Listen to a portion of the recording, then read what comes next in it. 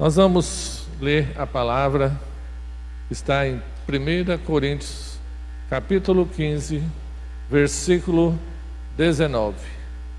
1 Coríntios, capítulo 15, versículo 19.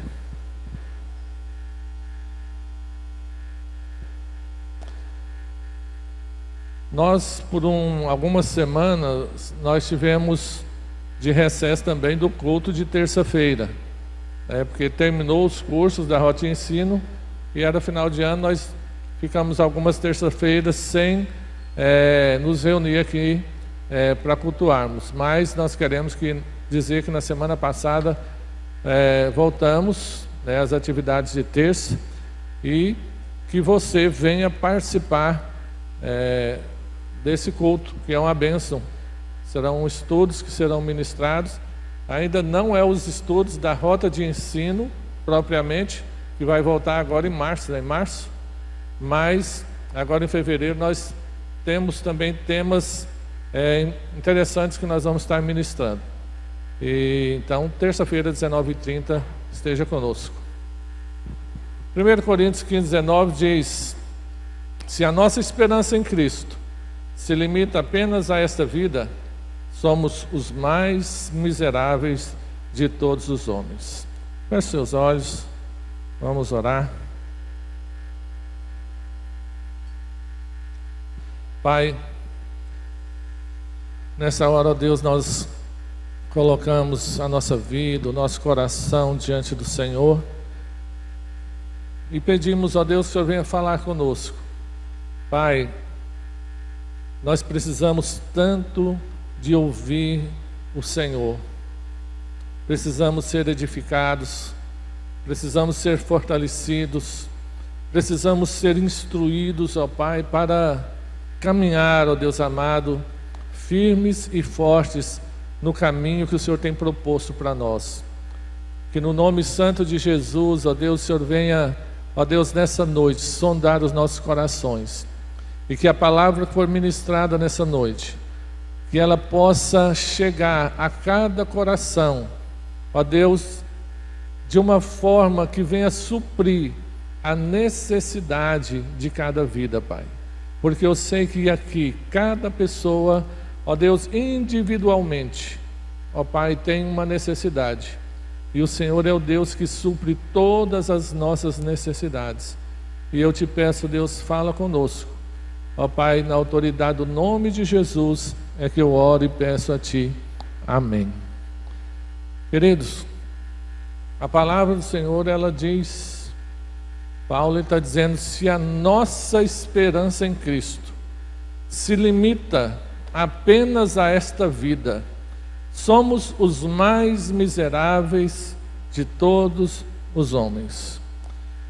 Se a nossa esperança em Cristo, eu sei que como cristãos, como pessoas que creem em Deus, que estudam a palavra, nós entendemos que Jesus, Ele é Deus, Ele é o Senhor que nos abençoa, é o Senhor que supre as nossas necessidades, e nós precisamos entender verdadeiramente qual o propósito de servirmos ao Senhor.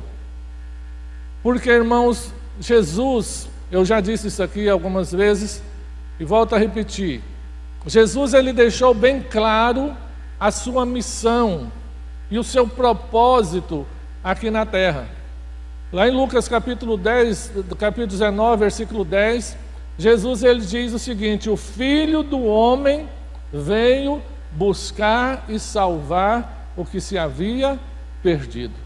Então, Jesus, ele já deixou claro, olha, eu vim buscar e salvar o que se havia perdido. Então nós vemos que esse foi o propósito maior de Jesus, vir para salvar o homem da perdição, aquele que estava condenado ao inferno. Então ele veio buscar e salvar o que se havia perdido. E nós, muitas vezes, temos perdido o foco, porque nós percebemos que muitas vezes nós temos tirado Jesus da sua posição de Senhor e temos colocado Jesus numa posição de servo, porque nós vemos que a igreja hoje, não estou dizendo a igreja Batista El Shaddai, eu estou dizendo a igreja do Senhor, tem ensinado um evangelho em que Jesus ele se tornou aquele que está ali para suprir a nossa necessidade. E nós sabemos que, como o próprio Jesus diz lá em Mateus 28, versículo 20, no final, ele diz: olha, eis que estou convosco todos os dias, até a consumação dos séculos. Nós entendemos que Jesus, ele é aquela pessoa que está com a gente para nos ajudar, dia após dia, né, a superar as nossas dificuldades, a superar as nossas limitações e fazer com que nós nos tornemos vencedores, porque o próprio Deus, ele na verdade, ele diz: olha, eu sou o Senhor que te sara. Jesus Cristo levou sobre si todas as nossas dores, pelas suas pisaduras nós fomos sarados, né? O castigo que nos traz a paz estava sobre ele, e assim por diante. Só que às vezes a igreja tem focado nessas coisas, né, que são bênçãos, né, não estou negligenciando isso, que são bênçãos, mas são bênçãos enquanto nós andamos nessa terra. Que o propósito maior, o motivo maior de servir a Cristo não é desfrutarmos somente daquilo que essa vida pode nos oferecer. É por isso que a palavra do Senhor está dizendo: se a nossa esperança em Cristo estiver tão somente, se limitar tão somente a esta vida, nós seremos os mais miseráveis de todos os homens. Por quê? Porque além de Jesus, né, fazer tudo isso, nos abençoar, mas ele veio buscar e salvar o que se havia perdido. Ele veio para resgatar as pessoas que creem nele, para que um dia ele pudesse, né, vir, para que um dia ele possa vir e arrebatar o seu povo. Sabe, irmãos, nós não podemos perder o foco. Por isso que a nossa esperança em Cristo não pode estar tão somente nessa vida. Nós temos que entender que Jesus, ele veio, cumpriu o seu papel, ele nasceu, cresceu, cumpriu o seu chamado, morreu, ressuscitou e vai voltar para arrebatar a sua igreja. Sabe? E aí, talvez as pessoas podem até perguntar: e quem é que vai ser arrebatado? Salmo 24, versículo 3 e 4. Coloca aí para mim. Salmo 24, versículo 3 e 4. Deixa bem claro. Olha aí: quem subirá ao monte do Senhor? Quem há de permanecer no seu santo lugar? O que é limpo de mãos e puro de coração, que não entrega sua alma à falsidade, nem jura dolosamente. Então, versículo 3 diz: quem subirá ao monte do Senhor? Aquele que é limpo de mãos e puro de coração. Eu quero pegar esse versículo para dizer que nós precisamos, irmãos, estar cada dia nos preparando para esse momento, que é o encontro com o Senhor. Precisamos nos preparar, porque nós vamos ver que daqui a pouco que esse momento é um momento em que nós não sabemos quando vai acontecer, mas para que nós estejamos prontos para esse momento, nós precisamos nos preparar. Quem subirá ao monte do Senhor? Aquele que é limpo de mãos e puro de coração. Então, isso implica que eu tenho que cada dia mais me achegar ao Senhor e estar com o meu coração puro, estar com o meu coração limpo, estar cheio da presença do Senhor, estar santificado, né? Santificar a minha vida cada dia mais, para que quando Ele vier, eu possa ser encontrado apto a subir. Então, queridos, nós não podemos focar tão somente nessa vida. É importante que a gente tenha os nossos projetos, tenha os nossos planos. Deus, a palavra do Senhor fala muito sobre isso também, que a terra Ele deu aos filhos dos homens, né? Então, a terra Ele nos deu, não só para os crentes, aos filhos dos homens.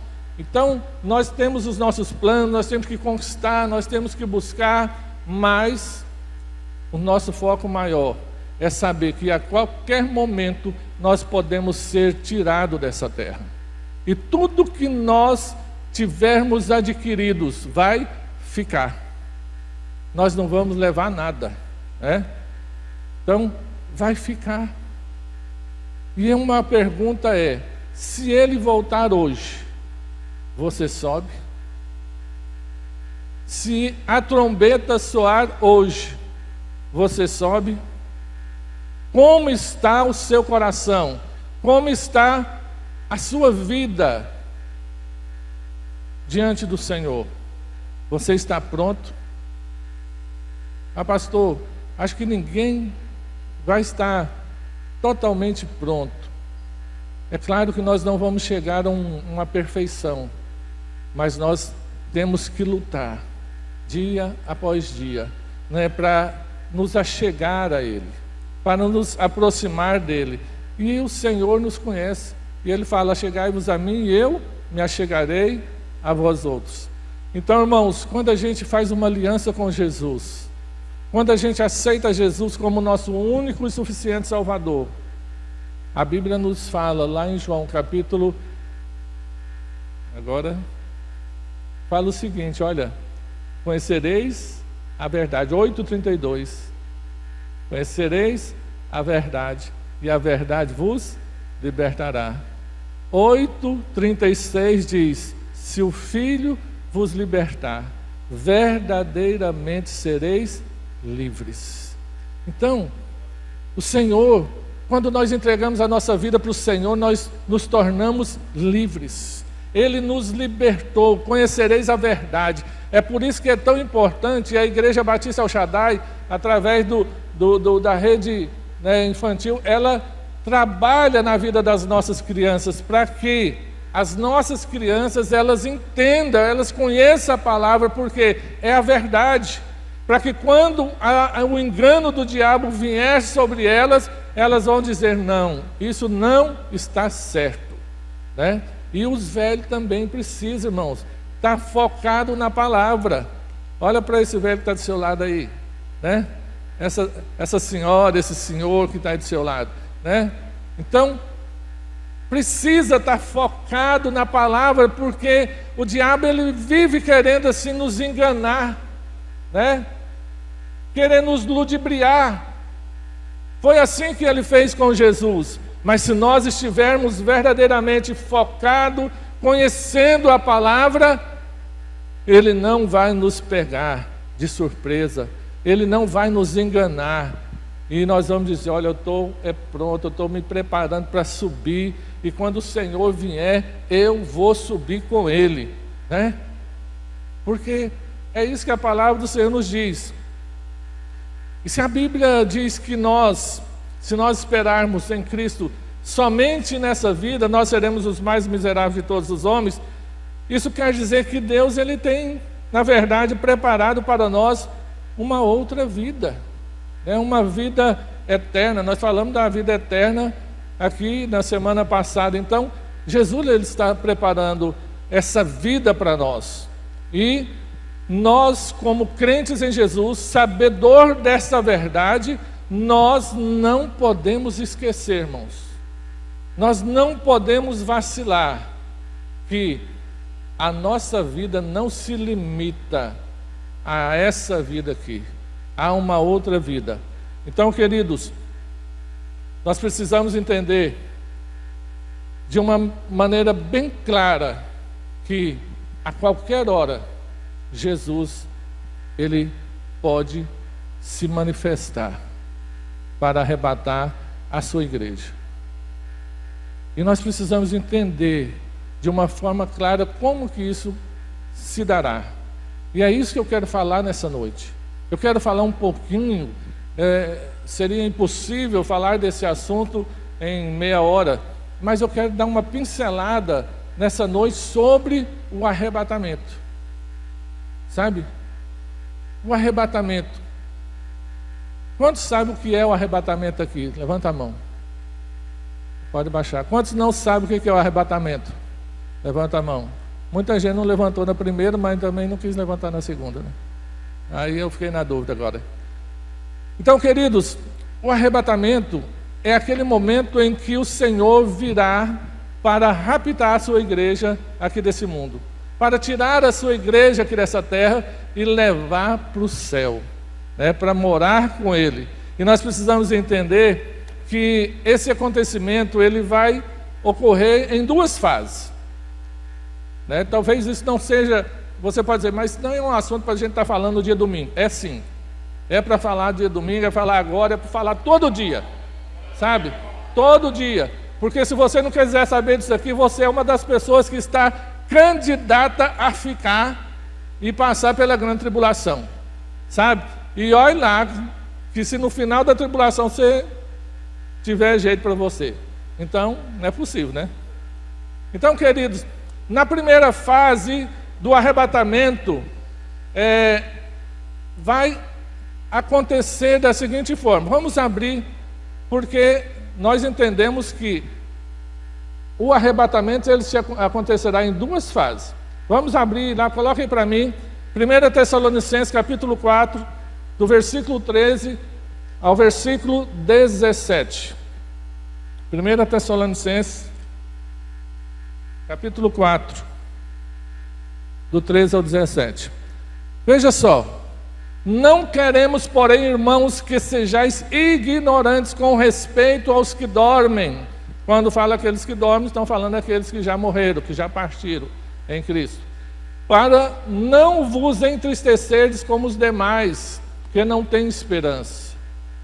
Pois se cremos que Jesus morreu e ressuscitou, assim também Deus, mediante Jesus, trará em sua companhia os que dormem. Ora, ainda vos declaramos por palavra do Senhor isto: não nós os vivos, os que ficarmos até a vinda do Senhor, de modo algum precederemos os que dormem.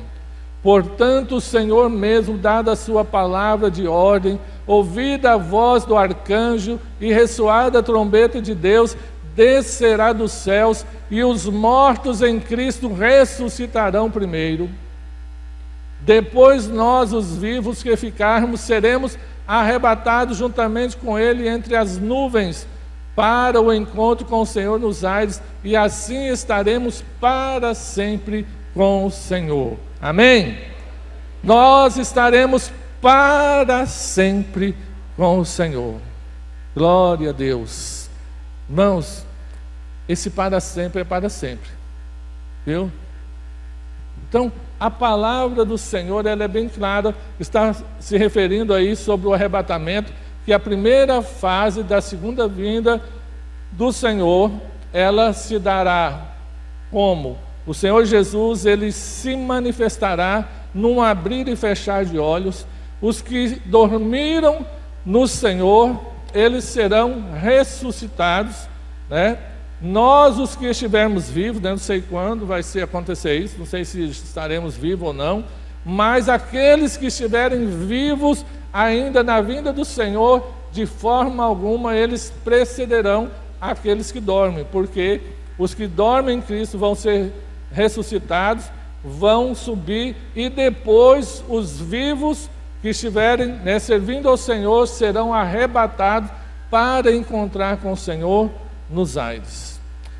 Se o Senhor voltasse agora, irmãos, e arrebatasse a sua igreja, se todo mundo aqui, vamos supor que está todo mundo aí preparado, né? Vamos acreditar que esteja, que está todo mundo preparado. Aí só ficaria as nossas roupas aqui. Se alguém entrasse aqui, alguém dos que ficou, às vezes estava lá bebendo água, perdeu, né?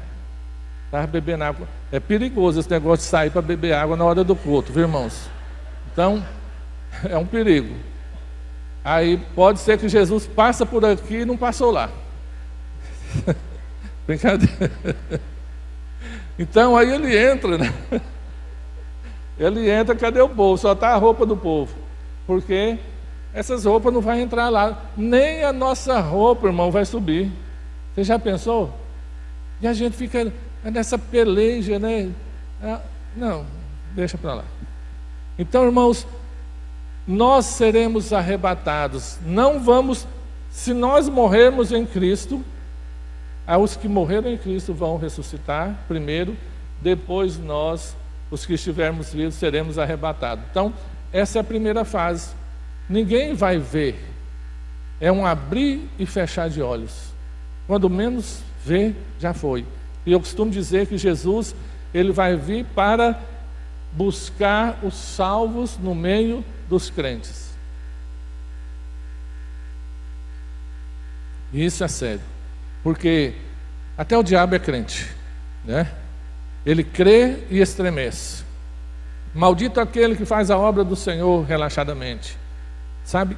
Aquilo que Deus te colocou na mão para fazer, como você tem executado, como que você tem feito aquilo que Deus te confiou.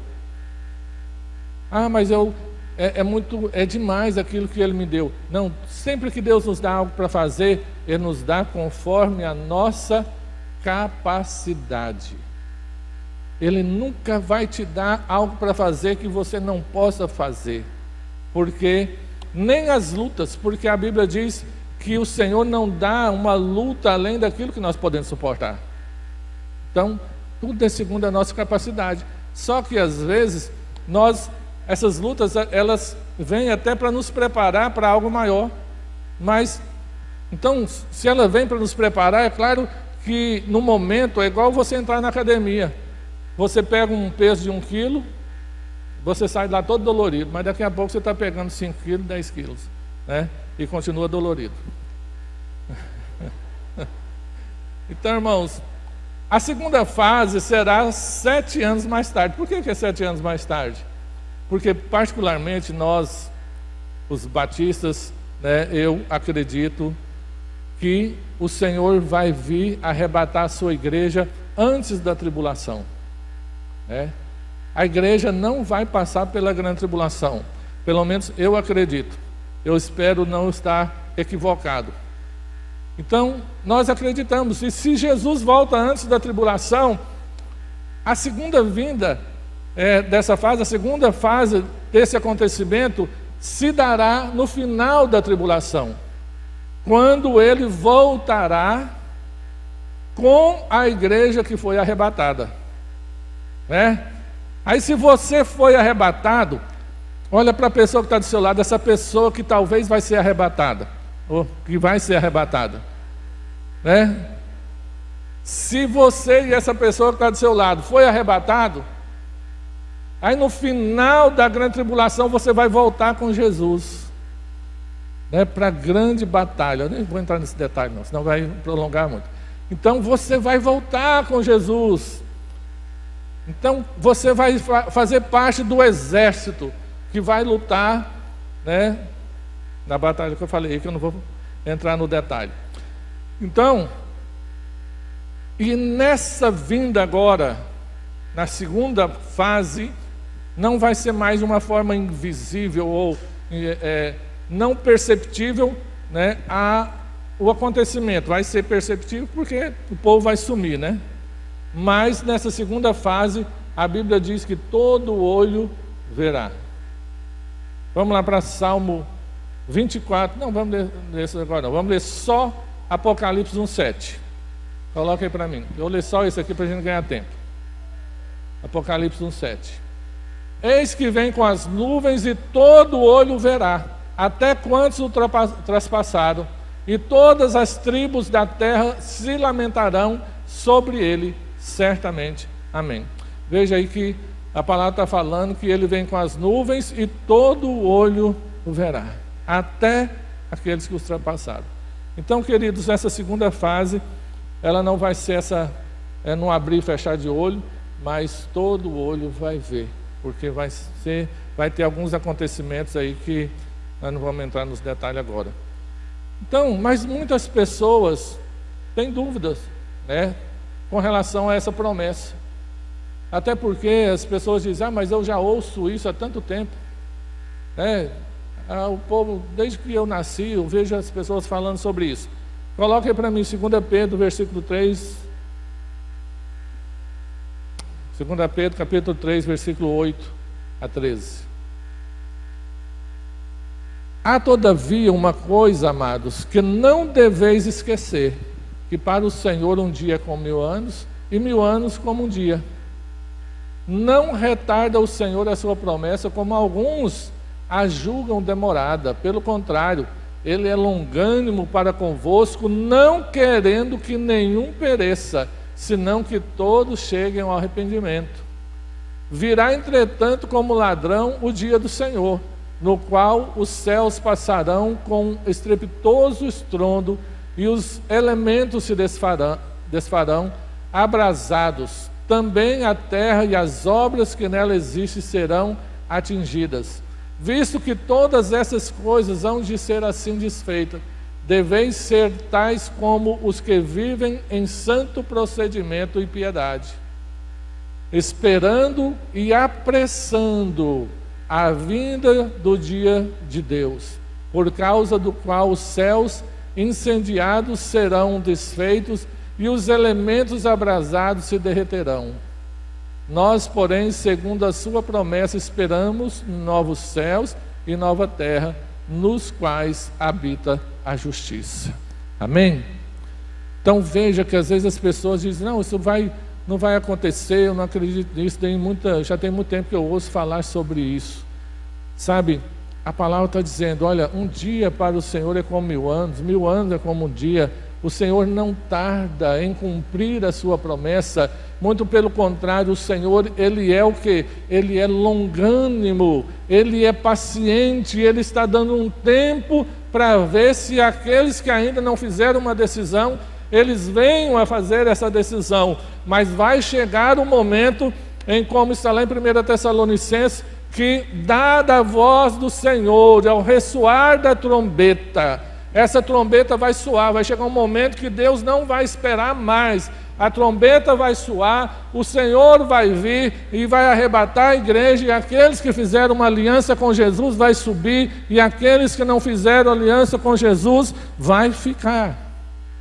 Então, a Bíblia diz que nós podemos apressar a vinda do Senhor, sabe? Só que a igreja, ela não está preocupada em subir, quanto mais em apressar a vinda do Senhor. Como que eu apresso a vinda do Senhor? Santificando, buscando a presença dEle, orando, me tornando santo, porque a hora que o Senhor olhar para nós e disser, o meu povo está pronto, Ele vai vir, sabe? Mas Ele olha para nós e Ele está vendo uma noiva com as suas vestes rasgadas, Ele está vendo uma noiva com as vestes sujas, Ele está vendo uma noiva despreparada, Ele está vendo uma noiva que não está pronta para encontrar com o noivo. E nós precisamos nos preparar. Prepara-te, ó Israel, para encontrar com o Senhor teu Deus. Vamos lá, Mateus 24, versículo 48 a 51.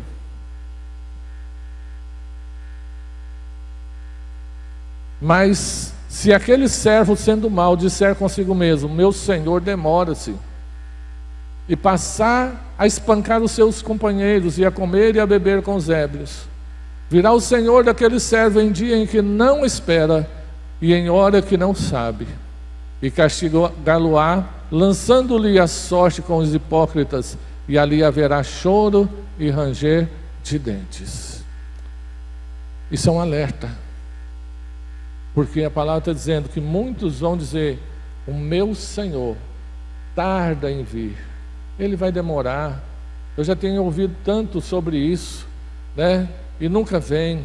E de repente a pessoa começa a viver a sua vida, começa a participar, né, daquelas orgias, né, do pecado, aquilo que o Salmo 1 fala: bem-aventurado o varão que não anda segundo o conselho dos ímpios, não se detém no caminho dos pecadores e nem se assenta na roda dos escarnecedores. Se nós não vigiarmos, irmãos, é algo progressivo. Não anda, não se detém e não se assenta. Porque o inimigo ele vai convencendo. Mas a palavra do Senhor está dizendo que o servo vai dizer: meu Senhor tarda em voltar, mas de repente Ele voltará. De repente Ele vai vir. E aí vai ser tarde demais. Hebreus 9, 28. Hebreus 9, 28. Tira esse trem da frente, senão eu não leio. É porque aqui na televisão tem um negócio lá na frente, irmão. Assim também Cristo, tendo-se oferecido uma vez para sempre para tirar os pecados de muito, aparecerá segunda vez sem pecado aos que o aguardam para a salvação. Então, Ele vai aparecer, né, para aqueles que aguardam, né, para a salvação. E como Jesus virá? Olha só, o dia e a hora não são conhecidos.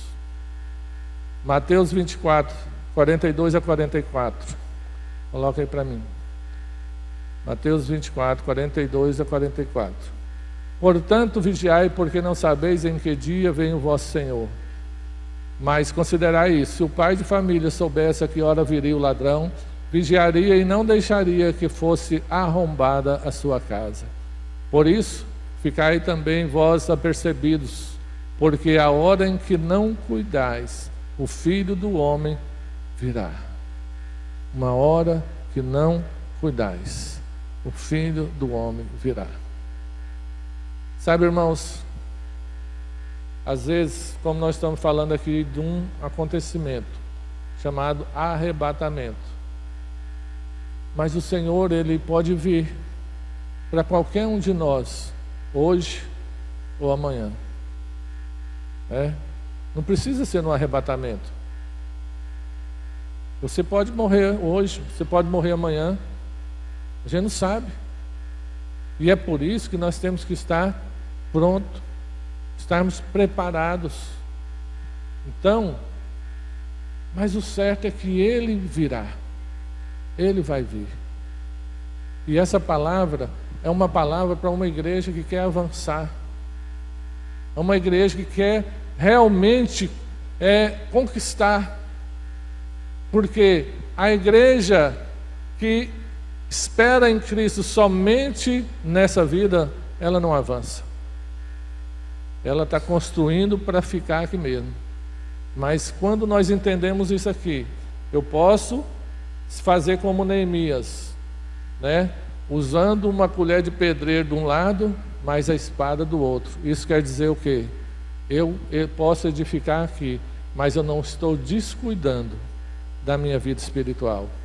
Eu não estou descuidando, porque eu sei que a qualquer hora o Senhor, Ele pode voltar. E Jesus, Ele disse que daquele dia e hora ninguém sabe. Mateus 24, 35, 36. Coloque para nós. Mateus 24, 35 e 36. Passará o céu e a terra, porém as minhas palavras não passarão. Mas a respeito daquele dia ninguém sabe, nem os anjos, nem os anjos dos céus, nem o Filho, senão o Pai. Então, queridos, o ladrão, ele não marca a hora para vir. Isso aí é uma linguagem figurativa, né?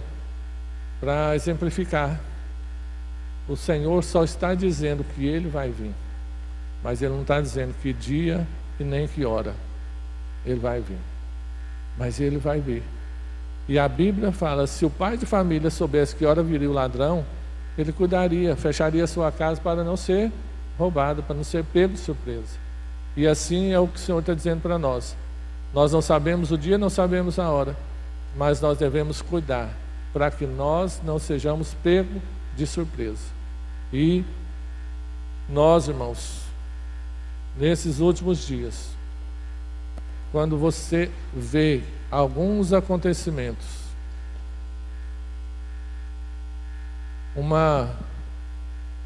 eu sei que muitas coisas são cogitação, mas é algo que a gente tem que ficar atento.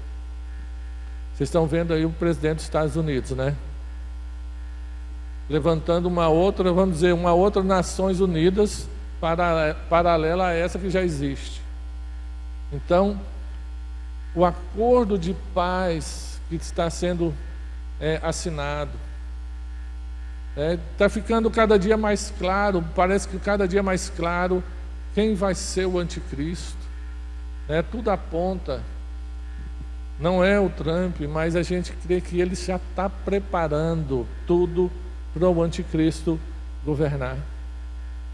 E o anticristo, ele já não é mais uma criança, ele já é um homem formado, ele já está pronto para cumprir o seu papel. E tudo está pronto, irmão. Toda tecnologia para dominar, todo, vamos dizer assim, todo globalismo, necessário para que ele governe, já está pronto, não precisa mais nada. É só acontecer. Só falta, Jesus vir. Eu sei que o templo precisa ser construído, mas o templo já vai ser construído.